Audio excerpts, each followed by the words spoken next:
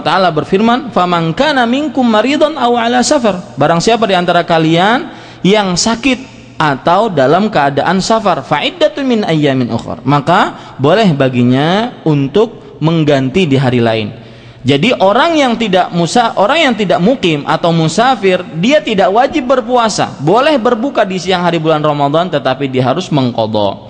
Syarat yang keenam yang terakhir yaitu terlepas dari penghalang puasa seperti haid dan nifas. Kalau seandainya ada seorang wanita yang kedatangan haid, maka dia tidak wajib berpuasa dan tidak sah puasanya. Kalau seandainya dia memaksa untuk berpuasa, tidak sah puasanya. Hal ini berdasarkan sebuah hadis diriwayatkan oleh Imam Bukhari. Nabi Muhammad SAW bersabda, "Alaysat idza hadat lam tusalli wa lam tasum fadzalika min nuqsani diniha." Waalaikumsalam warahmatullahi. Bukankah seorang wanita itu jika dia haid, dia tidak sholat dan juga tidak puasa, yang demikian itulah kekurangan agamanya para wanita. Nih, hadis diriwayatkan oleh Imam Bukhari. Para ikhwan yang dirahmati oleh Allah Subhanahu wa taala, jadi di sini kita sudah mengetahui bahwasanya puasa itu wajib sekali lagi bagi setiap muslim baligh, berakal, mampu, mukim, dan terlepas dari penghalang-penghalang puasa. Kalau kita lihat sejarah kewajiban puasa atas umat Islam, itu ternyata periodenya tidak langsung Allah memerintahkan kaum muslimin di zaman Nabi Muhammad SAW untuk berpuasa. Akan tetapi di sana ada periode pertama, periode kedua, periode ketiga. Periode pertama yaitu orang boleh memilih antara puasa atau membayar fidyah. Artinya kalau datang bulan Ramadan, kalau dia ingin berpuasa silahkan, tapi kalau seandainya dia malas berpuasa, dia bayar fidyah. Dia bayar fidyah, yaitu sekitar setengah sa untuk setiap fakir miskin yang dia tidak berpuasa pada hari itu. Jadi satu hari dia tidak berpuasa, maka dia bayar kepada satu fakir miskin setengah sa. Dulu di awal mula periode kewajiban puasa kepada kaum muslimin seperti itu. Jadi dia boleh memilih. Hal ini berdasarkan sebuah ayat dalam surah Al-Baqarah ayat 183 sampai 184. Allah Subhanahu wa taala berfirman, "Wa 'alal ladzina yutiqunahu fidyatun ta'amu miskin." Bagi siapa yang mampu, maka boleh dia membayar fidyah. Ayat ini mansukh, ayat ini terhapus. Sebagaimana yang dijelaskan oleh Imam Ibnu Hajar rahimahullah, menukilkan dari tafsiran Abdullah bin Mas'ud radhiyallahu dari Salamah ibnul Aqwa radhiyallahu anhu, bahwasanya ayat ini mansukh dengan ayat setelahnya, yaitu di ayat yang ke-185 Allah Subhanahu wa taala berfirman, "Faman syahida minkumus syahra falyasum."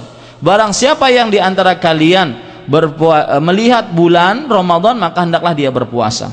Ini menunjukkan periode pertama, yaitu orang boleh memilih antara berpuasa dan antara membayar fidyah. Periode kedua yaitu diwajibkan berpuasa. Cuma ada cumanya. Kalau seandainya dia belum berbuka dan tidur, ketika waktu berbuka dia ketiduran sampai Isya misalkan, maka dia tidak boleh makan dan minum sampai besok malam lagi. Jadi misalkan sekarang dia berpuasa, ya, ini periode kedua ini, berpuasa sampai sore, sampai terbenam matahari. Ternyata setengah jam sebelum maghrib dia ketiduran karena kecapean kerja, dia ketiduran. Maka ketiduran sampai kapan? Sampai Isya atau sampai sebelum Isya. Pokoknya dia belum berbuka ketika waktu berbuka. Maka pada saat itu, ya, dia harus tidak boleh makan dan minum sampai kapan? Sampai besok pagi, kemudian sampai besok siang, sampai besok terbenamnya matahari lagi. Baru boleh dia makan. Ini periode kedua kewajiban berpuasa. Hal ini sebagaimana yang disebutkan di dalam sebuah hadis dari Al-Bara bin Azib radhiyallahu anhu yang diriwayatkan oleh Imam Bukhari, yaitu ada seorang sahabat yang bernama siapa? Yang bernama sebentar Pak Irma. Ya, Qais ibn Sarmah al-Ansari radhiyallahu an. Qais ibn Sarmah al-Ansari. Beliau ini kerja seharian penuh.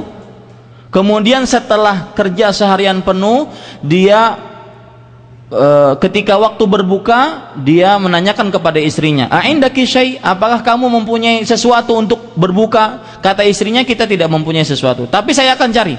Nah, ketika dalam pencarian tersebut Qais tertiduran. Istrinya mencari makanan, Qaisnya tidur. Setelah pulang istrinya bawa makanan, Qaisnya tertidur. Kata istrinya, "Khaibatan lak." Sungguh kamu celaka. Artinya kenapa? Berarti kamu tidak boleh makan makanan yang saya bawa ini sampai besok malam. Ternyata besoknya Qais ketika malamnya sudah nggak makan, sahurnya juga nggak sahur, nggak boleh sahur. Kemudian siangnya pingsan. Akhirnya Allah Subhanahu wa taala menurunkan ayat, "Wa kulu washrabu hatta yatabayyana lakumul khaitul abyadu minal khaitil aswad." Makan dan minumlah sampai terbit fajar. Makan dan minumlah pada waktu malam sampai terbit fajar. Nah, inilah periode yang ketiga, yaitu diwajibkannya berpuasa dan waktu berpuasa dari mulai terbit fajar kedua sampai terbenam matahari. Jadi kalau seandainya terbenam matahari, meskipun dia tidur, nanti kalau dia bangun maka dia boleh untuk makan. Jadi itulah periode tentang kewajiban berpuasa atas kaum muslimin. Poin yang kedua, dua cara menentukan masuknya bulan Ramadan. Cara yang pertama yaitu dengan melihat hilal. Melihat hilal. Cara yang kedua yaitu dengan menyempurnakan bulan Sya'ban menjadi 30 hari. Arti melihat hilal adalah ketika tanggal 29 Sya'ban kita harus melihat hilal. Kalau seandainya ada keluar hilal yaitu awal bulan, itu menandakan bahwasanya besok tanggal 1 Ramadan. Tapi kalau seandainya hilalnya tidak keluar atau hilalnya tidak bisa terlihat karena ada awan, karena mendung, maka Nabi Muhammad SAW memerintahkan kepada kaum muslimin untuk menyempurnakan bulan Sya'ban menjadi 30 hari. Kemudian setelah itu baru lusanya dijadikan sebagai tanggal 1 dari bulan Ramadan. Hal ini berdasarkan sebuah hadis diriwayatkan oleh Imam Bukhari dan Muslim dari Abdullah bin Umar radhiyallahu anhuma bahwasanya Rasulullah sallallahu alaihi wasallam bersabda, "Asy-syahru tis'un wa isyruna lailah." Bulan itu jumlah harinya jumlah malamnya 29 malam. "Fala tasumu hatta tarawul hilal wa la tuftiru hatta tarawh." Janganlah kalian berpuasa sampai kalian melihat hilal. Dan janganlah kalian berbuka dari puasa kalian sampai kalian melihat hilal, yaitu di bulan Syawal. Fa in ghumma alaikum, jika kalian terhalang ya oleh awan karena mendung, maka tidak terlihat oleh kalian itu hilal, maka faqduru lahu, maka sempurnakanlah jumlah bilangan hari di bulan Sya'ban, yaitu menjadi berapa?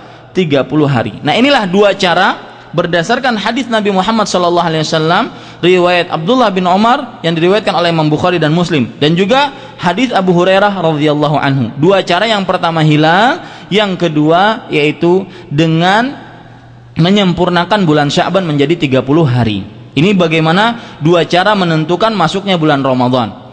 Nah, kalau seandainya ada yang bertanya hisab bagaimana dengan hitungan hisab, maka jawabannya nanti setelah zuhur insyaallah taala atau Jumat. Poin yang ketiga, dua rukun puasa. Rukun yang pertama yaitu niat. Rukun yang pertama adalah niat. Artinya seseorang harus berniat untuk mengerjakan puasa di bulan Ramadan, dan niat khusus di bulan Ramadan niatnya harus diletakkan pada waktu malam hari sebelum fajar kedua terbit. Kalau seandainya berniat setelah fajar, maka tidak sah puasanya. Hal ini berdasarkan sebuah hadis Nabi Muhammad SAW riwayat Abu Daud dan juga riwayat Tirmidzi dari Hafsah radhiyallahu anha Ummul Mukminin bahwasanya Rasulullah SAW bersabda, "Man lam yujmi'is siyam qabla al-fajri fala siyama lahu." Barang siapa yang tidak meletakkan niat puasa sebelum fajar, maka tidak sah puasanya. Nah, perhatikan para ikhwan sekalian. Berarti niat harus diniatkan di dalam hati, dan tempat niat adalah di hati. Tidak usah kita mengucapkan nawaitu shauma ghadin an ada'i fardhi syahri Ramadan hadhihi sanati lillahi ta'ala, tidak usah. Itu pun akan saya singgung nantinya. Yang jelas yang bisa kita ambil dari hadis Hafsah radhiyallahu anha ini adalah harus berniat, dan niatnya khusus untuk bulan Ramadan diniatkan pada waktu malam hari sebelum fajar tiba.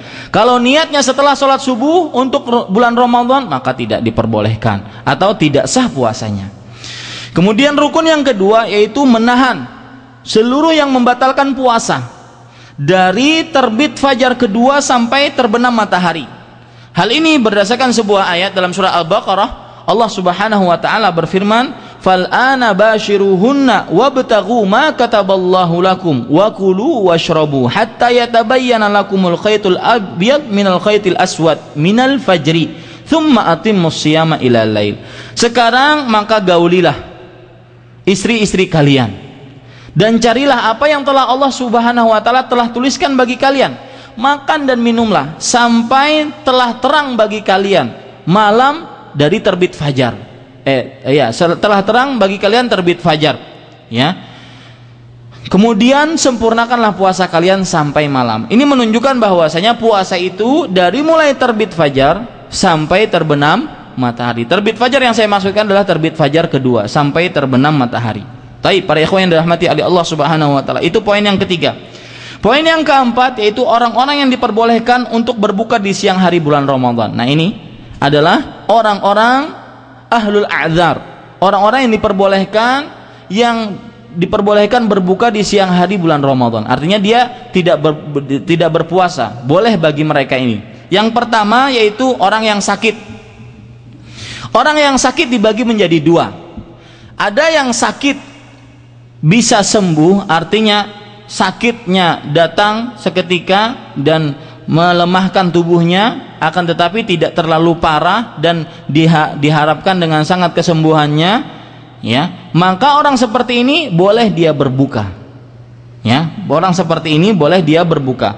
Hal ini berdasarkan firman Allah Subhanahu wa taala dalam surat Al-Baqarah, "Faman syahida minkumus syahra falyasumhu wa man kana maridan aw ala safarin fa iddatu min ayyamin ukhra." Barang siapa di antara kalian yang menyaksikan masuknya bulan Ramadan, maka hendaklah dia berpuasa. Dan barang siapa yang sakit atau di dalam perjalanan, maka hendaklah dia mengqadha di lain hari. Ini sakit jenis yang pertama, yaitu sakit yurjaburuhu, yang diharapkan kesembuhannya cepat. Ya. Di sana ada sakit bentuk kedua, yaitu sakit yang diharapkan kesembuhannya yang lama, diharapkan kesembuhannya.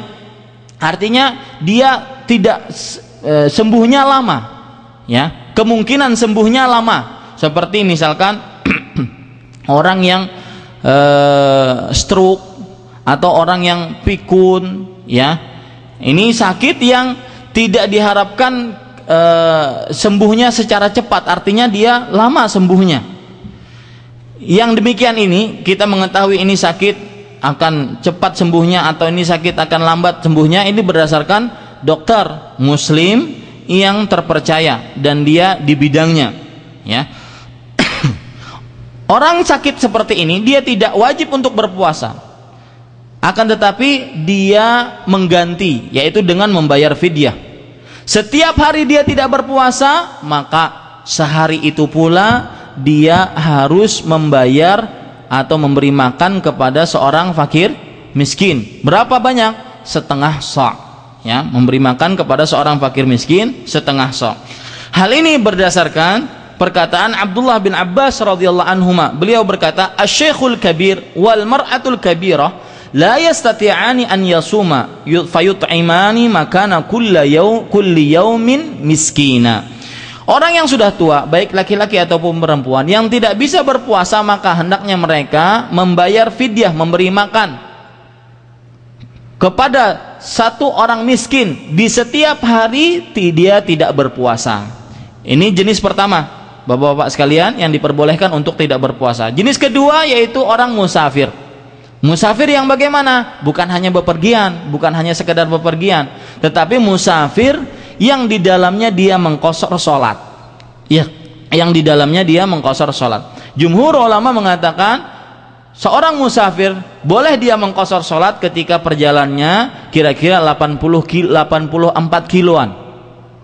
Tetapi Syekhul Islam Ibnu Taimiyah rahimahullah mengatakan bahwasanya Musafir yang boleh mengqashar salat itu adalah seorang yang mengadakan sebuah perjalanan ke sebuah daerah yang dinyatakan di daerah tersebut kalau dia berpindah dari satu daerah ke daerah lain, dia dinyatakan secara kebiasaan di daerah itu sebagai orang musafir. Maka itulah yang diperbolehkan untuk mengqashar salat dan dia boleh untuk berbuka puasa.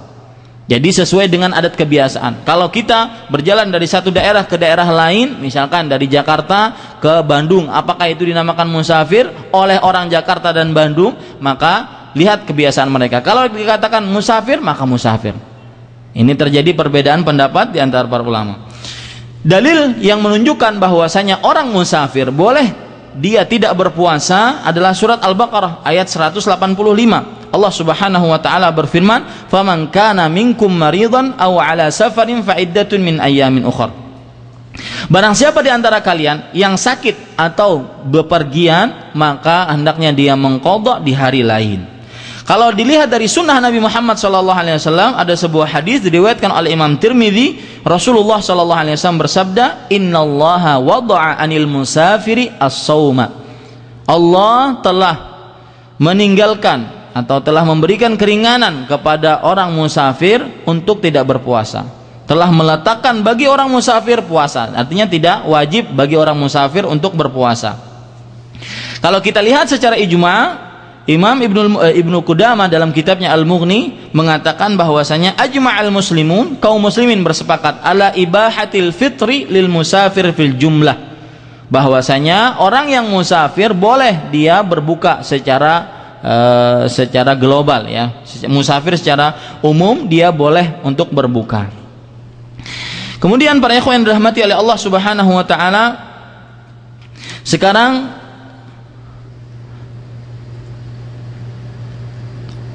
yang keempat yang diperbolehkan untuk berbuka, yaitu wanita yang haid dan nifas. Wanita yang haid dan nifas. Wanita haid dan nifas dia tidak wajib untuk berpuasa dan tidak sah puasanya.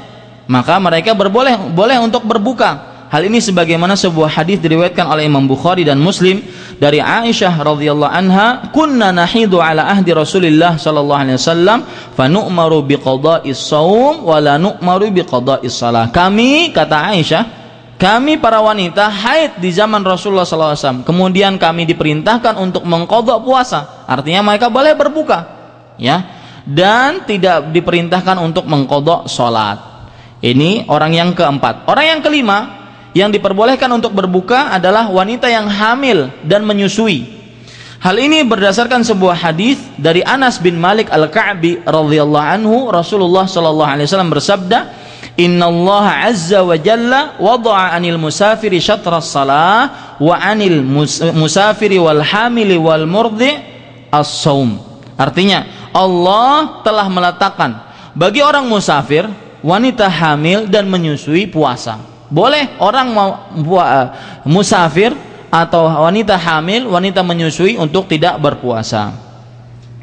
Kemudian orang yang keenam yang diperbolehkan untuk tidak berpuasa yaitu orang yang dipaksa untuk berbuka, ya, dipaksa dengan paksaan yang sangat keras, yaitu dia harus memakan sesuatu agar membatalkan puasanya. Maka pada saat itu orang seperti ini dia boleh berbuka, ya. Kenapa? Karena menjaga diri lebih baik daripada dia menghilangkan dirinya dengan tetap berpuasa, ya. Dia boleh berbuka dan dia tidak mengqadha. Orang yang dipaksa untuk berbuka, kemudian dia makan tetapi hatinya tidak tenang dengan berbuka tersebut, dia boleh berbuka dan seperti dia berpuasa. Artinya dia tidak mengqadha, dia tidak bayar kafarat, bayar fidyah, tetap seperti dia berpuasa. Hal ini berdasarkan sebuah ayat dalam surat An-Nahl ayat 106. Allah Subhanahu wa taala berfirman, "Man kafara billahi min ba'di imanihi illa man ukriha wa qalbuhu mutmainnun bil iman walakin man syaraha bil kufri sadran fa alaihim ghadabun minallah wa lahum adzabun alim." Barang siapa yang kafir terhadap Allah setelah keimanannya kecuali orang-orang yang dipaksa dan hatinya tenang dengan keimanan. Jadi kalau seandainya ada orang yang memaksa kita untuk kufur, kita ditodongkan pistol misalkan, kamu harus kafir, mengatakan saya kafir terhadap Allah, maka kita katakan, tetapi